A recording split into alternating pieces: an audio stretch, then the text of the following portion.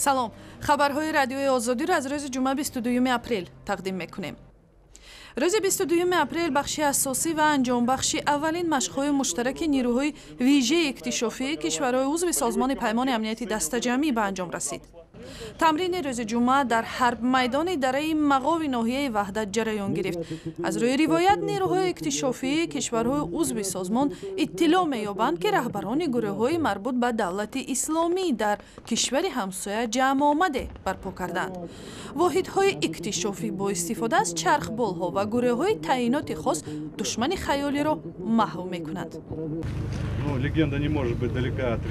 روایت از واقعیت دور نیست. امروز با سبب‌های مختلف صلح و ثبات منطقه آسیای مرکزی مستحکم نیست و ما باید به اجرای وظیفه‌های مقیاسی گوناگون آماده باشیم.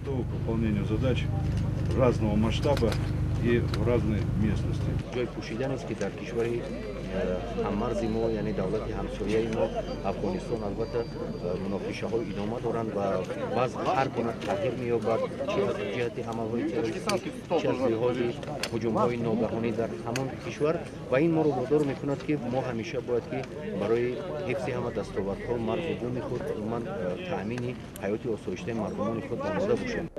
هدف تشکیل این مشق‌های نظامی سنجش توانی رهبری نیروها و هم وسایل نظامی در عملیات مشترک بود. در مشق‌های کنونی نیروهای سازمان پیمان امنیتی دسته‌جمعی نظامیان کشورهای عضو این سازمان از جمله تاجیکستان، بلاروس، قزاقستان، قرقیزستان و روسیه به استثنای ارمنستان اشتراک کردند. در روز اول مشق‌ها که با جلب 1,500 نیروها برگزار شد، دبیر کل سازمان پیمان امنیتی دسته‌جمعی نیکولای بردوژا اشتراک داشت. بیش از نصف اهالی تاجیکستان یا خود 4,800,000 ساکنی این جمهوری حداقل یک دفعه در ماه و اکثرا توسط وسایل موبیلی از اینترنت استفاده می‌کردند. روز پنجشنبه در یک نشست بین‌المللی که با تشبث اسوسیاسیون تبلیغگرانی تاجیکستان در مهمانسرای شراتون برپا شد، نمایندگان شرکت اینترنتی میلرو تاکید کردند که به عقیده آنها در جمهوری‌های آسیای مرکزی رشد اینترنت موبیلی ناگزیر است. قزاقستان زمین زیاد دارد. تاجیکستان هم کشور کوهستانی است. از این رو طبیعتاً می توان گفت که در این کشورها اینترنت موبیلی رشد خواهد.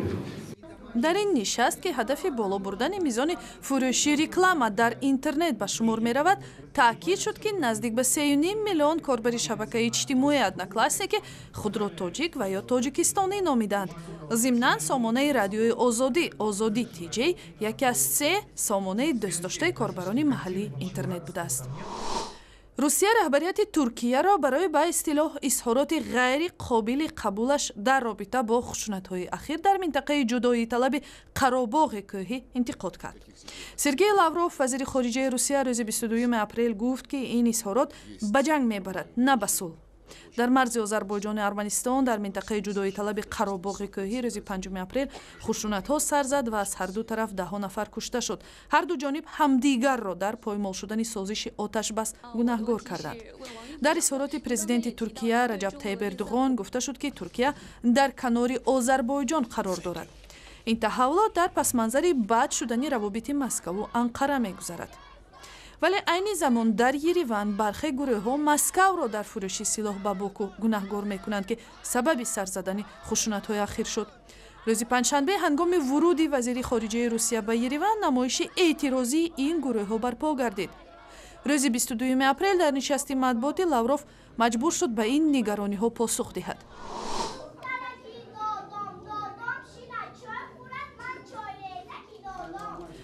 در شهر نورک روز 22 اپریل مراسم افتتاح مرکز توانبخشی برای اطفال امکانیتشان محدود برگزار شد که با مبلغ گذاری اتحادیه اروپا بنیاد شده است. در این مرکز بیش از 60 طفل امکانیتش محدود همکنون میتواند از صبح تا شام با تربیت ویژه پداگوژی و طبی فرا گرفته شود. برای کمک در برقرار کنی سلامتی این اطفال دستگاه‌های مخصوص زمانوی هم آورده شدند. You want you to be happy on the 8th of March. Be happy on the 8th of March.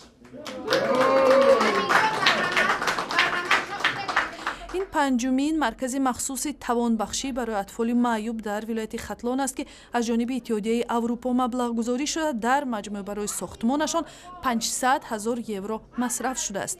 Дар маркази тавонбахшии норак 15 омӯзгори аллакай таълимдида бо кӯдакон кор хоҳанд кард. рӯзи панҷшанбеи 21 апрел дар Юнон оташи бозиҳои олимпии Рио де Жанейро фурӯзон шуд. дар маросими бо тантана раиси шаҳри Олимпия, раиси кумитаи ташкилии бозиҳои олимпии Рио де Жанейро ва раиси кумитаи байналмилалии олимпӣ ширкат карданд. машъали олимпиро дар ибодатгоҳи Олиҳа Гера ҳунарманди юнонӣ Катерина Леҳо фурӯзон кард.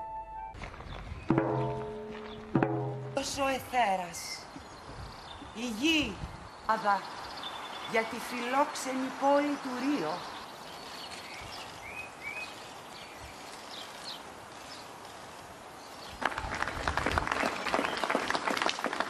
аввалин шуда машъали олимпӣ ва шохаи зайтунро қаҳрамони ҷаҳон гимнасти юнонӣ Лефтериус Петрунас боло бардошт. сипас ӯ машъалро ба 2 карат қаҳрамони бозиҳои олимпӣ волейболбози бразилӣ Ҷованни Гавио супурд. дар давоми 100 рӯзи оянда машъали олимпӣ масофаи бузургеро тай мекунад ва 5 август бозиҳои олимпии 31 тобистона дар Рио де Жанейро шурӯъ хоҳанд шуд.